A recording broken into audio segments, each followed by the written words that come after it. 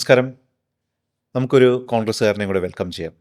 Professional Congress. നമ്മുടെയൊക്കെ activity എന്ന് പറയുന്നത്, അതായത് പ്രൊഫഷണലായിട്ടുള്ള ആക്ടിവിറ്റി, പൊളിറ്റിക്കൽ ആക്ടിവിറ്റി എന്ന് പറയുന്നത് പല രീതിയിലാണ്. അതായത് ഓർഗനൈസിങ് സെമിനാർസ്, അല്ലെങ്കിൽ റോഡ് ഷോസ്, അങ്ങനെ പല കാര്യങ്ങളും വരാറുണ്ട്. പക്ഷേ ഇതിനൊക്കെ ഒരു പ്രൊഫഷണൽ സമയം കണ്ടെത്തുക എന്ന് പറഞ്ഞാൽ ഭയങ്കര ബുദ്ധിമുട്ടാണ്. കാരണം പലപ്പോഴും വിളിക്കുമ്പോൾ അവർക്ക് അവരുടെ ഡെഡ് ലൈൻസ് കാണും, കമ്പനിയിൽ അല്ലെങ്കിൽ ടാർഗറ്റ്സ് കാണും, ഇങ്ങനെയുള്ള പല സാധനങ്ങളുണ്ട്. അപ്പോൾ ഇതെല്ലാം കഴിഞ്ഞിട്ട് വേണം രാഷ്ട്രീയത്തിലേക്ക് സമയം കണ്ടെത്താൻ. പക്ഷേ ആ ഒരു ഫയർ, ഒരു രാഷ്ട്രീയക്കാരൻ്റെ ഫയർ, ഒരു കോൺഗ്രസ്സുകാരൻ്റെ ഫയർ എന്നും കൂടെ കൊണ്ടു നടക്കുന്ന ഒരു പ്രൊഫഷണലാണ് നമ്മുടെ കൂടെ ഉള്ളത്. Let's welcome Faisal Shukkur. Faisal, welcome to the show. കോൺഗ്രസ്സുകാരൻ എന്ന ആരാണ് കോൺഗ്രസ്സുകാരൻ? കോൺഗ്രസ്സുകാരൻ എന്ന് ശരിക്കും ഒരു കോൺഗ്രസ്സുകാരൻ എന്ന് പറഞ്ഞാൽ ഒരു പദവിയും പ്രതീക്ഷിക്കാതെ പാർട്ടി നന്നാവണം എന്ന് പറഞ്ഞിട്ട് പ്രവർത്തിക്കുന്ന ആൾക്കാരാണ്. നമ്മുടെ പാർട്ടിയിൽ ഒരു 99% ആൾക്കാരും അങ്ങനെ പ്രവർത്തിക്കുന്ന ആൾക്കാരാണ്. പക്ഷേ നമ്മൾ കാണുന്ന ലീഡേഴ്സിന് മാത്രമേ ഉള്ളൂ. പക്ഷേ അവരെ കൂടെ നിന്നിട്ട് പാർട്ടി നന്നാവണമെന്ന് പറഞ്ഞ് ചെയ്യുന്ന ഒരുപാട് പേരുണ്ട്. ഞാനൊരു എക്സാമ്പിൾ പറയുകയാണെന്നുണ്ടെങ്കിൽ, ഞാൻ കടയ്ക്കൽ ചിതറ എന്ന് പറയുന്നൊരു പഞ്ചായത്തിൽ നിന്ന് വരുന്നതാണ്, കൊല്ലം ജില്ലയിൽ. അപ്പം എൻ്റെ ഫാദറൊക്കെ ഗൾഫിലാണ്. അപ്പം അവരൊക്കെ, എൻ്റെ വലിയച്ഛനുണ്ട്, പുള്ളി അവിടുത്തെ ഒരു പഞ്ചായത്ത് പ്രസിഡൻ്റൊക്കെ ആയിരുന്നു, ഒരു രാഷ്ട്രീയക്കാരനാണ്. അപ്പോൾ ആ നാട്ടിൽ ഓരോ ഇലക്ഷൻ സമയത്തും ഗൾഫിൽ നിന്നായാലും എല്ലാ സ്ഥലത്തും ഒരു പാഷൻ്റെ പുറത്ത് നാട്ടിൽ വന്ന് നിന്നിട്ട് ഇലക്ഷൻ പ്രവർത്തിക്കുന്ന ഒരുപാട് ആൾക്കാരുണ്ട്. അപ്പോൾ അവർ ഒന്നും പ്രതീക്ഷിക്കാതെ അവർ ആ സമയത്ത് സ്വന്തം പൈസയ്ക്ക് ടിക്കറ്റ് എടുത്ത് വന്നിട്ട്, ഒരാളോ രണ്ടുപേരല്ല, ഒരുപാട് പേര്. അപ്പോൾ അവർ വരുന്നു, നാട്ടിൽ വന്നിട്ട് ഈ ഇലക്ഷൻ ക്യാമ്പയിന് പോകുമ്പം സ്വന്തം പൈസ മുടക്കി തന്നെ ഇവരെ കൂടെ പോയി സ്ലിപ്പ് കൊടുക്കാനും എല്ലാത്തിനും പോകും. അപ്പോൾ എൻ്റെ ഫാദർ അടക്കം പലരും ചെയ്യും. അപ്പോൾ ഇത് കണ്ടിട്ടാണ് ഞങ്ങൾ വളരുന്നത്. അപ്പോൾ ആ സമയത്ത് ഓരോ പാട്ടുകളൊക്കെ ഉണ്ടാവും. ഇന്ന ആൾ ജയിച്ചു കഴിഞ്ഞാലൊരു പാട്ട്, തോറ്റ് കഴിഞ്ഞാൽ അതിനെ കളിയാക്കുന്നൊരു പാട്ട്. നാട്ടുമ്പുറ ഏരിയയിൽ കുറച്ച് കൂടുതലാണ്. അപ്പം ഇവരെല്ലാം വന്ന് ചെയ്യുമ്പോൾ നമുക്കിതൊക്കെ കുട്ടിയായിരിക്കുമ്പം ഇതൊക്കെ ഭയങ്കര ഇഷ്ടമാണ്. കാരണം വണ്ടിയിൽ ജീപ്പിലൊക്കെ കൊണ്ടുപോയിട്ട് ഇങ്ങനെ എറിയുമ്പോൾ ഞങ്ങളത് പറക്കി കൊണ്ടുപോകും. ആ ഒരു എക്സ്പീരിയൻസ് ഉണ്ട്. അപ്പോൾ ആ സമയത്ത് ഭയങ്കര ഇഷ്ടമുള്ള കാര്യമാണ്. ഇപ്പോഴത്തെ പോലെ ഓൺലൈൻ അല്ലല്ലോ, കുറച്ച് മുമ്പോട്ട് പോകുമ്പോൾ. പ്രത്യേകിച്ച് നാട്ടിൻപുറത്ത് ഇതൊക്കെ സ്ലോയിലാണ് വരുന്നത്. അപ്പോൾ ഇത് ഞങ്ങൾ അത് കണ്ട് ഇഷ്ടപ്പെട്ട്, പിന്നെ സ്വാഭാവികമായിട്ടും ഞങ്ങളുടെ വീട്ടുകാർക്കുള്ള പാർട്ടി കോൺഗ്രസ്സുകാരൻ. ഞാനെങ്ങനെ ആയെന്ന് വെച്ചാൽ, വീട്ടുകാർ കൂടുതൽ എല്ലാവരും കോൺഗ്രസ് ആകുമ്പോൾ നമ്മൾ ഓട്ടോമാറ്റിക്കലി ആവും. അത് ജസ്റ്റ് കോൺഗ്രസ്സുകാരനാവാനാണ്. എന്തുകൊണ്ട് നമ്മളതിൽ നിൽക്കുന്നു എന്ന് ചോദിച്ചാൽ, പിന്നെ നമ്മളതിനെപ്പറ്റി പഠിക്കും, ഇവരെന്തുകൊണ്ട് ചെയ്യുന്നു എന്നുള്ളത്. അപ്പം എൻ്റെ ഫാദർ നാട്ടിലില്ലാത്ത സമയത്ത് പുള്ളി പറയും, നീ ഇവരെ കൂടെ വർക്കിന് പോകണം, കാരണം ഞാനുള്ളപ്പോൾ ഞാൻ പോകണമെന്ന് പറയും. പക്ഷെ നമുക്കൊന്നും അറിയില്ല. നമ്മൾ ആ ഒരു ഏജിൽ നമുക്ക് അറിയണ്ടാവില്ല. ഈ അവർ സ്ലിപ്പൊക്കെ കൊണ്ടുപോകുമ്പോൾ ബാക്കിൽ നിൽക്കും. ഈ കൂടെ പോകുന്ന ആൾക്കാർക്ക് ഓരോ വീട്ടിൽ ചെല്ലുമ്പോഴും പേര് വിളിച്ച് പറയാനുള്ള പരിചയം ഉണ്ടാവും. അപ്പം ഞാൻ ബാക്കിൽ നോക്കി, ഇവർക്കിങ്ങനെ ഇത്രയും പേര് ഓർത്ത് വയ്ക്കുന്നത്. നമ്മൾ ചില വീട്ടിൽ ചെല്ലുമ്പോൾ അവർ നന്നായിട്ട് വഴക്ക് പറയും. ഇവിടുത്തെ ഞങ്ങൾക്കൊരു കക്കൂസ് കിട്ടില്ല, അല്ലെങ്കിൽ ഞങ്ങൾക്ക് എന്തെങ്കിലും ഒരു സംഭവം കിട്ടാനുണ്ടെന്ന് നല്ലതായിട്ട് വഴക്ക് പറയും. അപ്പോൾ ഞാൻ വിചാരിക്കും ഈ വോട്ട് കിട്ടില്ല, ഞാൻ ഉറപ്പിക്കും. അപ്പോൾ ഞാൻ പുറത്തിറങ്ങിയിട്ട് ഈ വോട്ട് പോയില്ലേ, പറയും ഇത് അവർ പക്കാ കോൺഗ്രസ്സുകാരാണ്, ഇവരെ വോട്ടാണ് ഉറപ്പ്. അപ്പോൾ വേറൊരു വീട്ടിൽ ചെല്ലുമ്പോൾ അവർ ഓക്കെ വോട്ട് തരാമെന്ന് പറയും. അപ്പോൾ ഞാൻ പറയും ഈ വോട്ട് ഉറപ്പായില്ല, പറയും ഈ വോട്ട് നമുക്ക് കിട്ടില്ല, പക്ക ഓപ്പോസിറ്റ് സൈഡിൻ്റെ വോട്ടാണ്. അപ്പോൾ ഇത് ഇവർക്ക് ആ ഭാഗത്ത് സ്ഥിരമായിട്ട് പോകുന്ന ആൾക്കാർക്ക് അറിയാൻ പറ്റും. പക്ഷെ നമ്മളെപ്പോലെ പുതുതായിട്ട് പോകുന്നവർ വിചാരിക്കും ഓക്കെ ഏറ്റവും നന്നായിട്ട് സംസാരിക്കുന്നവരാണ് വോട്ട് വരുന്നത്. അപ്പോൾ ആ ഒരു പ്രായത്തിൽ എനിക്കത് മനസ്സിലാവില്ലായിരുന്നു. അപ്പം നമ്മൾ കൂടെ പോകും, കാരണം എണ്ണം തയ്ക്കാനായിട്ട് പോകും, ഫാദർ പറഞ്ഞ് റിക്വസ്റ്റ് വെച്ചിട്ടും പോകും. പക്ഷേ പിന്നെ ആയപ്പം നമുക്ക് മനസ്സിലായി ഓക്കെ എന്താണ് ഇവർ ചെയ്യുന്നതെന്നും. പിന്നെ ഞാനൊരു എക്സാമ്പിളോടെ പറയാം. എൻ്റെ ഒരു ചേട്ടനുണ്ട് എന്ന് പറഞ്ഞാൽ, എൻ്റെ കസിൻ ബ്രദർ. പുള്ളി സംസാരിക്കാൻ പറ്റാത്ത ആളാണ്. പുള്ളിക്ക് സംസാരിക്കാൻ പറ്റില്ലെങ്കിലും പുള്ളി ഓരോ വീടെത്തുമ്പോഴും കറക്റ്റ് ആ സ്ലിപ്പ് എടുത്തിട്ട് ആ പേരുള്ള ആളുടെ എടുത്തിട്ട് കൊടുക്കും. കാരണം നമ്മൾ പോകുമ്പം ഇവരെ വോട്ടിൻ്റെ സ്ലിപ്പ് കൂടെ കൊടുക്കണമല്ലോ, പുള്ളിക്ക് അത് കൃത്യമായിട്ട് ഓർമ്മയുണ്ട്, അതെടുത്ത് കൊടുക്കും. അപ്പം അങ്ങനെയുള്ള ഒരുപാട് ആൾക്കാരുടെ ഒരു പാർട്ടിയാണ് ഈ കോൺഗ്രസ് എന്ന് പറയുന്നത്. അല്ല, പക്ഷെ ഒരു നമ്മൾ പറയില്ലേ, ഒരു ഒറ്റ വാക്കിൽ പറയണമെങ്കിൽ ആരാണ് കോൺഗ്രസ്സുകാരൻ എന്ന് പറഞ്ഞു കഴിഞ്ഞാൽ, ഒരൊറ്റ വാക്കിൽ ആരായിരിക്കും കോൺഗ്രസ്സുകാരൻ? ഈ രാജ്യത്ത് മതേതരത്വം നിലനിൽക്കണം, എല്ലാ മനുഷ്യരും ഈക്വലായിരിക്കണമെന്നും, സ്ത്രീ പുരുഷ എല്ലാവരും അങ്ങനെ യാതൊരു വ്യത്യാസവും ഇല്ലാതെ ഇവിടെ എല്ലാവരും സന്തോഷവും സമാധാനമായിട്ടും ജീവിക്കണം എന്ന് വിചാരിക്കുന്ന ആൾക്കാരാണ് കോൺഗ്രസ്സുകാർ. എല്ലാവർക്കും നല്ലത് വരണമെന്ന് വിചാരിക്കുന്നത്. അപ്പോൾ അതൊരു ഒറ്റ ഐഡന്റിറ്റിയാണ്. ഒറ്റ ഐഡന്റിറ്റി. അങ്ങനെയുള്ള എല്ലാവരും കോൺഗ്രസ്. ഒരു ഡെഫിനേഷനും വേണ്ട കോൺഗ്രസ്സുകാരന്. കാരണം വേറെ ഒരു പാർട്ടിക്ക് അങ്ങനെ ഒരു ഇതില്ല. നമ്മുടെ പാർട്ടിയിൽ മാത്രം ചെക്ക് ചെയ്താൽ അറിയാം. നമ്മളങ്ങനെ ഒരാളെയും ഡിസ്ക്രിമിനേറ്റ് ചെയ്യാറില്ല. ആരൊക്കെ ഈ ഒരു ഐഡിയോളജി വെച്ച് വരുന്നു, എല്ലാവരും ഈക്വൽ ആവണം, ജാതി മതം അങ്ങനെ ഒരു ഇതുമില്ലാതെ, കാസ്റ്റ് ഒന്നും നോക്കാതെ ചെയ്യുന്ന ആരുണ്ടോ അത് നമ്മുടെ കോൺഗ്രസ്സുകാർ മാത്രമേ ഉള്ളൂ. വേറെ ഒരു പാർട്ടിക്കും അങ്ങനെ ഐഡിയോളജി ഇല്ല. വേറൊരു കാര്യമുണ്ട്, നമ്മളൊരിക്കലും വേറൊരു പാർട്ടിക്കാരനെ ഡിസ്ക്രിമിനേറ്റ് ചെയ്യാൻ പോകാറുമില്ല. നമ്മളെപ്പോഴും നമ്മൾ ഭരണത്തിൽ വരുന്ന സമയത്ത് ഒരു പ്രത്യേകത ഉണ്ട്. ഉമ്മൻചാണ്ടി സാറൊക്കെ ഇരിക്കുന്ന സമയത്തായാലും അവിടെ ചെല്ലുന്ന ആളുടെ പാർട്ടി പുള്ളി നോക്കാറേ ഇല്ല. വേറെയുള്ള പല പാർട്ടിക്കാരും ഭരണത്തിൽ വരുമ്പോൾ അവരെ ആൾക്കാരാണെന്ന് ലോക്കൽ സെക്രട്ടറിയുടെ ലെറ്റർ കൊണ്ടുവന്നാലേ അവരെന്തെങ്കിലും സപ്പോർട്ട് ചെയ്യും. സാറിൻ്റെ ഭരണസമയത്ത് ഒരു കാലത്തും ഞാൻ കണ്ടിട്ടില്ല ഇത് ഈ പാർട്ടിക്കാരനാണെന്ന് നോക്കുന്നത്. പുള്ളിയുടെ അടുത്ത് വരുന്ന മനുഷ്യൻ്റെ പ്രശ്നം എന്താണെന്ന് നോക്കി മാത്രമേ പുള്ളി പ്രവർത്തിച്ചിട്ടുള്ളൂ. അതെൻ്റെ നേരിട്ടുള്ള എക്സ്പീരിയൻസ് ആണ്. പുള്ളിയുടെ അടുത്ത് ഒരിക്കലും പുള്ളി ചെയ്യാറില്ല. അതൊരു കോൺഗ്രസ്സുകാരനാണ്. അതാണ് എന്നെ സംബന്ധിച്ച് കോൺഗ്രസ് എന്ന് പറയുന്നത്. ത്രിവർണ്ണ പതാക കാണുമ്പോൾ രക്തം തിളയ്ക്കും. അതൊരു പ്രത്യേക ഫീലിംഗാണ്. ശരി. രണ്ട് കോൺഗ്രസിൻ്റെ പതാക ഒന്നാണ്, ഇന്ത്യയുടെ പതാക രണ്ടും ത്രിവർണ്ണമാണ്. അപ്പോൾ നമുക്ക് രണ്ട് കഴിയുമ്പോഴും ഒരേ ഫീലിംഗാണ്. കാരണം നമുക്ക് സ്വാതന്ത്ര്യം നേടാനായിട്ട് സഹായിച്ച ആൾക്കാരുടെ കൊടി, അത് ഇന്ത്യൻ നാഷണൽ കോൺഗ്രസ്. നമുക്ക് ഭരണം കിട്ടിയപ്പോഴും നമ്മുടെ രാജ്യത്തിൻ്റെതും ത്രിവർണ്ണമാണ്. ഇത് രണ്ട് കാണുമ്പോഴും രാജ്യത്തിൻ്റെത് കുറച്ചുകൂടെ ഫീലിംഗാണ്, അതൊരു സ്പെഷ്യൽ ഫീലിംഗാണ്. പക്ഷെ അത് നേടാൻ സഹായിച്ച നമ്മുടെ പാർട്ടിയുടെ പതാകയോട് എപ്പോഴും ഒരു ഒരു റെസ്പെക്റ്റ് ഉണ്ട്, നല്ല റെസ്പെക്റ്റ് ഉണ്ട്. അത് ഇവിടെയാണ്. സ്ലിപ്പ് കൊടുത്തും ലോക്കൽ രാഷ്ട്രീയം കളിച്ചും അല്ലെങ്കിൽ അനൗൺസ്മെൻറ്റിനും കൂടെ പോയും ഒരു ജീവിതം കുട്ടിക്കാലത്തിൽ നിന്നും പെട്ടെന്ന് ജീവിതം പടുത്തുയർത്തണം, ഒരു ജോലി വേണം, പഠിച്ചു പോയത് കൊണ്ട് മാത്രം ഒരു പ്രൊഫഷണലായ ആളാണോ അല്ലെങ്കിൽ രാഷ്ട്രീയക്കാരനായി മാറുമായിരുന്നു എന്ന് പറയാൻ പറ്റില്ല. ആ സമയത്ത് എൻ്റെ ഫാദറിൻ്റെ റിക്വസ്റ്റ് ഉണ്ടായിരുന്നു, പുള്ളി ഇറങ്ങണമെന്ന് പറഞ്ഞായിരുന്നു. പക്ഷേ മദറിന് ഒട്ടും ഇഷ്ടമല്ല. പുള്ളിക്കാരിക്ക് മക്കൾ പഠിച്ച് വിദ്യാഭ്യാസം നേടി വരണമെന്നായിരുന്നു. പിന്നെ നമുക്കിത് രണ്ടിൻ്റെ ഇടയ്ക്ക് ഇപ്പോൾ ആളിൻ്റെ ഇടയിൽ പോകുമ്പോൾ ഒരു അക്സെപ്റ്റൻസ് കിട്ടി ഈ രാഷ്ട്രീയത്തിന് ഇറങ്ങുമ്പോൾ, അതിന് കൂടെ പോയിരുന്നു. അല്ലാതെ ഒരു രാഷ്ട്രീയക്കാരനാവാനുള്ള ഇതൊന്നുമില്ല. ഞാനൊരു ഇൻട്രോവേർട്ടായിരുന്നു കുട്ടിക്കാലത്ത്. ഇവരെ കൂടെ പോകുമെങ്കിലും എനിക്ക് ബാക്കിൽ നിൽക്കാനേ അറിയത്തുള്ളൂ. ഞാൻ ഇവരുടെ അടുത്താണ് ചോദിക്കുന്നത്. ഒരു വീട്ടിൽ പോയിട്ട് പോലും ഞാൻ വോട്ട് ചോദിച്ചായിട്ട് എനിക്ക് നല്ല ഓർമ്മയൊന്നുമില്ല. ഞാൻ ഈ സ്ലിപ്പ് കൊടുക്കും, കൂടെ വരുന്ന ആൾക്കാർ സംസാരിക്കുന്നത് ഞാൻ കണ്ടിട്ടുണ്ട്. പക്ഷേ കുറച്ച് കഴിഞ്ഞ് എന്നെ വീട്ടുകാർ ചെയ്തെന്ന് വെച്ചാൽ ഒരു 10th ഒക്കെ ആയപ്പോൾ തന്നെ സിറ്റിയിലോട്ട് പഠിക്കാനായിട്ട് വിട്ടു. കാരണം എഡ്യൂക്കേഷൻ നമ്മുടെ നാട്ടിൻ പുറത്ത് അത്ര ഇതല്ലാത്തതുകൊണ്ട് അവർ സിറ്റിയിലൊന്ന് പഠിക്കാൻ വന്നു. പിന്നെ +2 എഞ്ചിനീയറിംഗ് ഒക്കെ ഇവിടെ ചെയ്തു. ആ സമയത്ത് രാഷ്ട്രീയം ഉണ്ടായെന്ന് വെച്ചാൽ കോളേജിൽ ചെറിയ രീതി. അപ്പോഴും ചോദിച്ചു കഴിഞ്ഞാൽ ബാക്കിലായിരുന്നു. നമ്മളൊരിക്കലും ഫ്രണ്ടിൽ നിന്നിട്ടുള്ള ഒരു രാഷ്ട്രീയക്കാരനല്ല. പക്ഷേ എപ്പോഴും ഉണ്ടായിരുന്നു, പാർട്ടിയോടുള്ള ഇത് എപ്പോഴും ഉണ്ടായിരുന്നു. പിന്നെ ജോലി നേടി, പിന്നീട് ബാങ്കിൽ ജോലി ചെയ്തു. ആദ്യമേ നമ്മൾ എംപ്ലോയി ആയിട്ട്, പിന്നെ ലീഡായി. അപ്പോൾ അവിടെ എല്ലാം ചെയ്തു. പിന്നെ IT പോയപ്പോഴും നമ്മളെല്ലാവരും കരിയർ അങ്ങനെയാണല്ലോ സ്റ്റാർട്ട് ചെയ്യുന്നത്. മെമ്പറായി, അതിനുശേഷം ലീഡായി. അപ്പോൾ അതിൽ നിന്ന് പഠിച്ചൊരു കാര്യം എന്ന് വെച്ചാൽ ഒരിക്കലും ഒരു ലീഡോ ഒരു മാനേജറോ അവർ സക്സസ്ഫുൾ ആവുന്നത് അവരുടെ മാത്രം കഴിവുണ്ടല്ലോ. നല്ലൊരു ടീം മെമ്പർ ഉണ്ടെങ്കിൽ മാത്രമേ നമ്മുടെ ടീം സക്സസ് ആവത്തുള്ളൂ. ആ ഒരു പാഠം ശരിക്കും ഞാൻ അവിടെ നിന്ന് പഠിച്ചു. അതിനുശേഷമാണ് നമ്മുടെ പാർട്ടി 2014 കോൺഗ്രസ് ഭരണത്തിൽ നിന്ന് പോയി. അപ്പം നമ്മൾ വിചാരിച്ചു ഓക്കെ, എല്ലാ പ്രാവശ്യത്തെയും പോലെ ഒരു 5 വർഷം കഴിഞ്ഞ് തിരിച്ചു വരും. അപ്പോൾ തിരിച്ചു വരും. 2016 കോൺഗ്രസ് കേരളത്തിൽ നിന്നും ഭരണം പോയി. അപ്പോഴും വിചാരിച്ചു ഓക്കെ, ആസ് യൂഷ്വൽ 5 വർഷം കഴിയുമ്പോൾ നമ്മൾ തിരിച്ചു വരും. പക്ഷേ 2019 കോൺഗ്രസ് തിരിച്ചു വന്നില്ല. അതും വളരെ വ്യത്യാസത്തിൽ നമ്മളവിടെ തോറ്റു, കേന്ദ്രത്തിൽ തോറ്റു. സെയിം ടൈം 2021 നോട്ട് അൺഎക്സ്പെക്റ്റഡ്, കാരണം ഈ കൊറോണ പോലുള്ള റീസൺസും കൂടെ സപ്പോർട്ടായിട്ട് കിട്ടിയപ്പോൾ കമ്മ്യൂണിസ്റ്റ് ഓപ്പോസിഷൻ പാർട്ടി തിരിച്ച് ഭരണത്തിൽ വന്നു. അപ്പോൾ നമുക്ക് മനസ്സിലായി we are in dangerous situation. അപ്പോൾ ആ സമയത്ത് മനസ്സിലായി നമ്മൾ ഇനി കൂടുതൽ ആൾക്കാർ നമുക്ക് പാർട്ടിക്ക് വേണം. കാരണം ലീഡേഴ്സ് ഉണ്ട്, നമുക്ക് ലീഡേഴ്സിനൊരു കുറവുമില്ല. അപ്പോൾ എൻ്റെ റെസ്പോണ്ട് ചെയ്യണം. അപ്പോൾ എനിക്ക് ഒരു കാര്യത്തിൽ നല്ല ഉറപ്പുണ്ട്, നമുക്ക് പാർട്ടി ലീഡേഴ്സ് ഉണ്ട്. പക്ഷേ അവരെ ബാക്കിൽ നിന്ന് സപ്പോർട്ട് ചെയ്യാൻ കഴിവുള്ള അണികൾ, മെമ്പേഴ്സാണ് വേണ്ടത്. അണികൾ എന്ന് പറയുമ്പോൾ അവരാണ്. അപ്പോൾ നമ്മൾ ഇതിനകത്ത് എങ്ങനെയൊക്കെ കോൺട്രിബ്യൂട്ട് ചെയ്യാം എന്നുള്ള ഓപ്ഷൻസ് നോക്കണം. അപ്പോൾ ഇപ്പോൾ ആ സമയത്ത് പ്രൊഫഷണൽ കോൺഗ്രസ് തുടങ്ങിയപ്പോൾ ഞാനത് മെമ്പർഷിപ്പ് എടുത്തിട്ടുണ്ട്, പക്ഷേ ആക്റ്റീവായിട്ടൊന്നും ചെയ്തിട്ടില്ല. അതിനുശേഷം ഏതൊക്കെ ഓപ്ഷൻസ്, നമുക്ക് ഏതൊക്കെ മീഡിയാസ് സപ്പോർട്ട് ചെയ്യാൻ പറ്റുന്ന എല്ലാം ട്രൈ ചെയ്തു. പാർട്ടിയിൽ സപ്പോർട്ട് ചെയ്യാൻ പറ്റുന്ന പാർട്ടിയിൽ ട്രൈ ചെയ്തു. പ്രൊഫഷണൽ കോൺഗ്രസ്സിൽ ജോയിൻ ചെയ്ത് ചെയ്യാൻ പറ്റുന്ന, എന്നെ കൊണ്ടൊക്കുന്ന രീതിക്ക് ഞാൻ ഇൻപുട്സ് കൊടുത്ത് അറ്റൻഡ് ചെയ്യാൻ പറ്റുന്ന അറ്റൻഡ് ചെയ്തിട്ടുണ്ട്. But all as A member എനിക്കറിയാം ലീഡറെക്കാളും മെമ്പേഴ്സിനാണ് കൂടുതൽ ചെയ്യാൻ കൂടുതൽ ഐഡിയാസ്. അതൊരു നല്ല ഒബ്സർവേഷനാണ്. കാരണം അണികളാണ് ഒരു പാർട്ടിയുടെ ശക്തി അല്ലേ. നമ്മുടെ തല മാത്രം ഉണ്ടായിട്ട് കാര്യമില്ല, ബാക്കി കൈയും കാലും ഒക്കെ വേണമല്ലോ, അതാണ് അണികൾ. നല്ല അണികൾ വേണം. ഇനി ഒരു ചോദ്യമുണ്ട്. ബാർബറി മസ്ജിദിൻ്റെ വർഷം ഓർമ്മയുണ്ടോ? 1991. ഡേറ്റ് ഓർമ്മയുണ്ടോ? December 6. ഒന്നാമത്തെ ഇൻസിഡൻ്റ് അത്. രണ്ടാമത്തെ 2014 മെയ്യിൽ മോദി ഗവൺമെൻറ് ഭരണത്തിലേക്ക് വരുന്നു. ഇത് രണ്ടും ഇന്ത്യൻ രാഷ്ട്രീയത്തിനെയും ഇന്ത്യൻ സമൂഹത്തിനെയും ഭയങ്കരമായിട്ട് വേർതിരിച്ച് അല്ലെങ്കിൽ ഒരു ഡിസ്റപ്ഷൻ ഉണ്ടാക്കി എന്ന് പറയുന്നത് വിശ്വസിക്കും? അന്ന് വരെ കണ്ടിരുന്ന ഇന്ത്യ അല്ല, അല്ലെങ്കിൽ നമ്മൾ കുട്ടിക്കാലത്ത് കണ്ട ഇന്ത്യ അല്ല. ഇതൊക്കെയാണ് ഈ രണ്ട് ഇൻസിഡൻറ്റ് ആണോ നമ്മുടെ ഒരു സോഷ്യൽ ഇക്വേഷനെ മാറ്റിമറിച്ചത് ഇപ്പോഴും കാണുന്നത്? ഞാൻ ഒരിക്കലും അങ്ങനെ പറയില്ല. കാരണം നമ്മുടെ സ്വാതന്ത്ര്യം കിട്ടിയ സമയത്ത് തൊട്ടേ നമ്മുടെ ഇവിടെ പല സ്ഥലത്തും ഡിസ്ട്രപ്ഷൻസ് ഉണ്ടായിട്ടുണ്ട്. 1947 നമുക്ക് ഭരണം കിട്ടി, ഇന്ത്യയിൽ സ്വാതന്ത്ര്യം കിട്ടി. പക്ഷേ അന്നും നമ്മൾ പാർട്ടീഷൻ കൊണ്ടാണ് തുടങ്ങിയത്. രണ്ട് രീതിക്കും ഒരു അറ്റാക്കും അങ്ങോട്ടും ഇങ്ങോട്ടും ഇന്ത്യ പാകിസ്ഥാൻ ഉണ്ടായി. അന്നേ ഇഷ്യൂസ് ഉണ്ട്. അപ്പം നമ്മുടെ ഇത് തുടങ്ങിയത് ഒരിക്കലും 1991 1947 മുമ്പ് ഉണ്ടായിട്ടുണ്ട്, ശേഷം ഉണ്ടായിട്ടുണ്ട്. ആരത് കൂടുതൽ കത്തിക്കുന്നു എന്നുള്ളതാണ്. 1991 ഇതിങ്ങനെ ഒരു സംഭവം ഉണ്ടായി. അത് ഈ പറഞ്ഞൊരു ഒബ്സർവേഷനിൽ പറയുന്നത് ഇന്ത്യൻ ജേർണലിസം അല്ലെങ്കിൽ ഇന്ത്യൻ മീഡിയ ആണ് കൂടുതലും ഇതിനെ വഷളാക്കിയതെന്ന് പറയുന്നതിനോട് ഞാൻ 100% യോജിക്കുന്നു. കാരണം മനുഷ്യരുടെ മനസ്സിലില്ല അല്ലേ? മനുഷ്യരുടെ മനസ്സിലില്ല. അപ്പോൾ ഞാനിപ്പോൾ ഒരു എക്സാമ്പിൾ പറഞ്ഞുതരാം.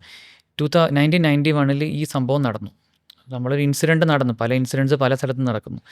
അതിൻ്റെ സംഭവങ്ങൾ ഇവിടെ ഒരിക്കലും ഡിസ്റ്റർബ് ആയിട്ടില്ല. കേരളം പോലൊരു സ്റ്റേറ്റിൽ ഇത്രയും മുസ്ലിംസ് ഏറ്റവും കൂടുതൽ പോപ്പുലേഷൻ പെർസെൻറ്റേജ് വൈസ് ഉള്ളൊരു സ്റ്റേറ്റാണ് കേരളം. മൊത്തം പോപ്പുലേഷൻ്റെ മോർ ദാൻ 20% ഉള്ള കേരളം പോലൊരു സ്റ്റേറ്റിൽ ഡിസ്റ്റർബൻസ് ഉണ്ടായിട്ടില്ല. അതിനർത്ഥം എന്ന് പറഞ്ഞാൽ നമ്മുടെ എഡ്യൂക്കേഷൻ നമ്മളെ പഠിപ്പിച്ചു തന്നിട്ടുണ്ട്. ശരിക്കും ഇതിനെയൊന്നും എടുത്തിട്ട് നമ്മളെടുത്ത് മറ്റുള്ളവരെ കൊണ്ടുനടക്കുക. കാരണം ഇത് ചെയ്തിരിക്കുന്ന കുറച്ച് പേരേ ഉള്ളൂ.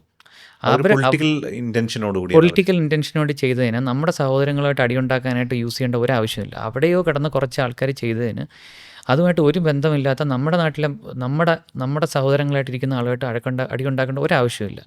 സോ അത് ഞാനൊരു നെയിം എടുത്ത് പറയുകയാണെങ്കിൽ പാണക്കാട് തങ്ങന്മാരുണ്ടായിരുന്ന സമയത്ത് 1991 അവർ ശരിക്കും പറഞ്ഞാൽ നല്ലൊരു സ്റ്റാൻഡ് എടുത്തിട്ടുണ്ടായിരുന്നു മുസ്ലിം ലീഗിൻ്റെ ആ സമയത്ത്.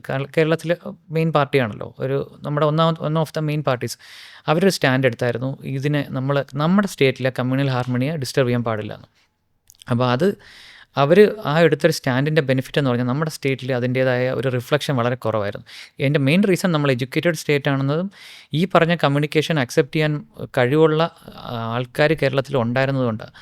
അപ്പോൾ ആ ഒരു ലെവലിലേക്ക് നമ്മുടെ രാജ്യം മുഴുവൻ എത്തുകയാണെന്നുണ്ടെങ്കിൽ ഇതുപോലുള്ള ഇപ്പോൾ ഒരു പള്ളി പൊളിച്ചു അല്ലെങ്കിൽ ഒരു അമ്പലം ഒരാൾ പൊളിച്ചു എന്നും പറഞ്ഞിട്ട് പെട്ടെന്നൊന്നും ഉണ്ടാവില്ല. അത് ചെയ്തതും മിസ്റ്റേക്ക് ആണെന്ന് ചോദിച്ചാൽ ആണ്. പക്ഷേ അത് എല്ലാവരും ചെയ്തല്ല, അതിലെല്ലാവരും ഇൻവോൾവ് അല്ല, കുറച്ച് ആൾക്കാർ ഇൻവോൾവ് ആണ്. ഒരു പാർട്ടി അവർക്ക് ബെനിഫിറ്റ് ഉണ്ടാകാൻ വേണ്ടി ചെയ്ത കാര്യമാണ്.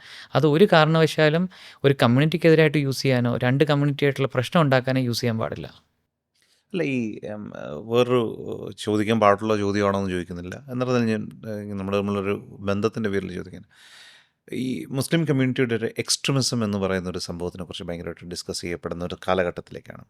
അവിടെ വളരെ ഇൻട്രസ്റ്റിംഗ് ആയ ഒരു ഒബ്സർവേഷൻ എൻ്റെ ഒരു സുഹൃത്തായ ഒരു സിവിൽ സർവൻ്റ് IAS ഓഫീസർ പറഞ്ഞതെന്ന് പറഞ്ഞാൽ, മുസ്ലിം ലീഗാണ് ഒരു പരിധിവരെ എക്സ്ട്രീമിസത്തിൽ ചിലപ്പം പോകാൻ സാധ്യതയുള്ള ഒരു കമ്മ്യൂണിറ്റിയെ പിടിച്ചു നിർത്തി എന്ന് പറയുന്ന ഒരു സംഭവമുണ്ട്.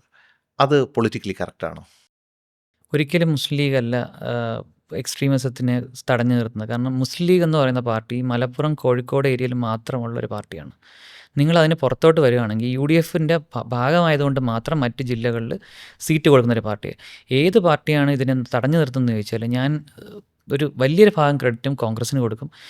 ഇതിൻ്റെ കൂട്ടത്തിൽ തന്നെ നമ്മൾ പ്രതിപക്ഷ ബഹുമാനത്തോടെ പറയണം, കമ്മ്യൂണിസ്റ്റ് പാർട്ടിക്ക് ഞാൻ അതിൽ കുറച്ച് ക്രെഡിറ്റ് കൊടുക്കും. കാരണം അവരും അതിനുവേണ്ടി പരമാവധി അവരുടെ പഴയ ലീഡേഴ്സെല്ലാം, ഇപ്പോഴത്തെ ലീഡേഴ്സിനെ ഞാൻ പറയില്ല, കാരണം അവർ പലപ്പോഴും ആവശ്യമില്ലാത്ത കോൺട്രവേഴ്സി കൊണ്ടുവരും. പക്ഷേ പഴയ ലീഡേഴ്സ്, പ്രത്യേകിച്ച് ഇപ്പോൾ EK നായനാർ സാറിൻ്റെ ഒരു പേര് പറയേണ്ടി വരും, അങ്ങനെയുള്ള പല ലീഡേഴ്സും ഇതൊരു മോശമായിട്ട് ഇൻവോൾവ്മെൻ്റ് ഉണ്ടായിരുന്നു. അവർ ഒരിക്കലും എക്സ്ട്രീം ഇതിലോട്ട് പോവാതെ അവരുടെ പാർട്ടികളിൽ ഇൻവോൾവ്മെൻറ്റ് കൊടുക്കുന്നുണ്ടായിരുന്നു. അപ്പം നമ്മൾ മുസ്ലിം ലീഗിനേക്കാളും ഏറ്റവും കൂടുതൽ കോൺഗ്രസ്സിനും രണ്ടാമത് ഞാൻ കമ്മ്യൂണിസ്റ്റ് പാർട്ടിക്കും കൊടുക്കും.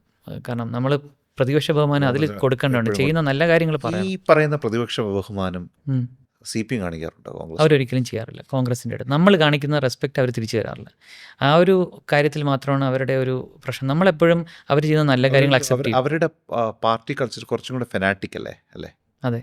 കോൺഗ്രസ്സുകാർ ഒരിക്കലും എനിക്ക് തോന്നുന്നില്ല ഒരു ഫെനാറ്റിസം പാർട്ടിയുടെ കാര്യത്തിലുണ്ടെന്ന് തോന്നുന്നില്ല. അവർ നമ്മൾ ഭയങ്കര റിയലിസ്റ്റിക് ആണല്ലേ, യാഥാസ്ഥിതികരായ രാഷ്ട്രീയത്തിനെ കാണുന്ന ആൾക്കാരാണ്. കുറ്റം ഉണ്ടെന്ന് തുറന്ന് പറയാൻ സ്വാതന്ത്ര്യമുള്ളൊരു സംഭവം കൂടിയാണ്. പക്ഷേ ഈ സ്വാതന്ത്ര്യത്തിനെ പലപ്പോഴും മാധ്യമങ്ങൾ ഈ പറയും പോലെ വളച്ചൊടിച്ചിട്ട് ഇത് കോൺഗ്രസ്സിലെന്നും തമ്മിത്തല്ലാണെന്ന് പറയുന്ന അങ്ങനെ ഒരു സംഭവം തോന്നിയിട്ടുണ്ട്. കാരണം എന്ന് വെച്ചാൽ നമ്മുടെ ഡെമോക്രാറ്റിക് ആയിട്ടുള്ള നമ്മുടെ എന്താ പറയുക ഫ്രീഡമാണ് ഇവരെ മാനിപ്പുലേറ്റ് ചെയ്ത് ഇങ്ങനെ ചിത്രീകരിക്കുന്നതെന്ന് തോന്നിയിട്ടുണ്ടോ? ആണ്. കാരണം നമ്മൾ ഒരാളിപ്പം ഒരു ഇൻ്റർവ്യൂവിൽ ഇപ്പം നമ്മൾ രണ്ടും സംസാരിക്കുന്നു, അല്ലെങ്കിൽ നമ്മുടെ ലീഡർ പോയി സംസാരിക്കുകയാണ്. അപ്പോൾ അവരൊരു 10 പോയിൻറ്റ്സ് പറയുന്നുണ്ട്. അതിൽ 9 പോയിൻറ്റ്സും പോസിറ്റീവ് ആയിരിക്കും.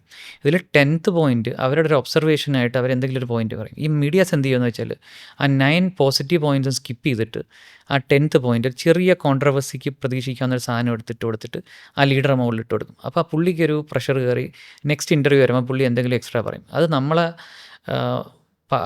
പാർട്ടിക്കെതിരെ അവർ യൂസ് ചെയ്യും. ശരിക്കും ഈ ലീഡറിൻ്റെ മനസ്സുകൊണ്ടൊന്നും പ്രശ്നമില്ല. പുള്ളിക്ക് അഭിപ്രായ സ്വാതന്ത്ര്യം ഉള്ളത് കൊണ്ട് പുള്ളി അത് പറയുന്നത്. നമ്മുടെ പാർട്ടിയിൽ അഭിപ്രായ സ്വാതന്ത്ര്യമുണ്ട്, എന്ത് പറയാനുള്ള സ്വാതന്ത്ര്യമുണ്ട് എന്ന് പറഞ്ഞാൽ എന്തും.